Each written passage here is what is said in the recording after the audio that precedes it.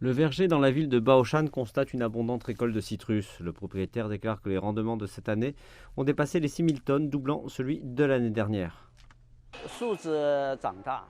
De nombreux arbres ont poussé et commencent à porter des fruits.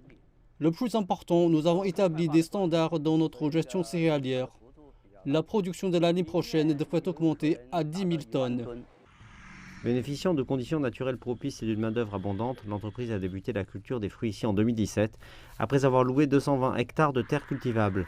Et outre les citrus, il cultive également des pamplemousses et des citrons. Les fruits sont principalement exportés vers des pays d'Asie du Sud et du Sud-Est comme le Bangladesh, la Thaïlande et les Philippines. L'entreprise affirme que l'activité a été inévitablement impactée par la pandémie de Covid-19 durant ces dernières années. Et alors que la vie retourne progressivement à la normale, l'entreprise demeure optimiste. Nous avons commencé en exportant environ 40 jours plus tôt que l'année dernière. La quantité a également augmenté, allant d'un conteneur quotidiennement l'année dernière à 3 ou 4 conteneurs. Les prix de vente sont également partis à la hausse.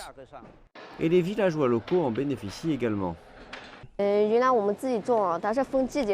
Avant d'avoir loué nos terres agricoles à cette société, nous n'avions pas de revenus stables venant de notre propre exploitation agricole. Maintenant, nous pouvons gagner au moins $300 chaque mois en travaillant dans le verger. Et durant la saison des récoltes, ce revenu peut être triplé si nous travaillons dur. Baoshan est également connu pour son café de type arabica en raison de son climat et de son élévation appropriée. Les grains de café cultivés ici sont prisés des consommateurs de différents pays. Le département agricole local estime que le rendement de cette année sera d'environ 20 000 tonnes. Nous avons constaté un bon prix de vente cette année, environ 22 yuan par kilo. Je suis très confiante dans le développement futur de l'industrie.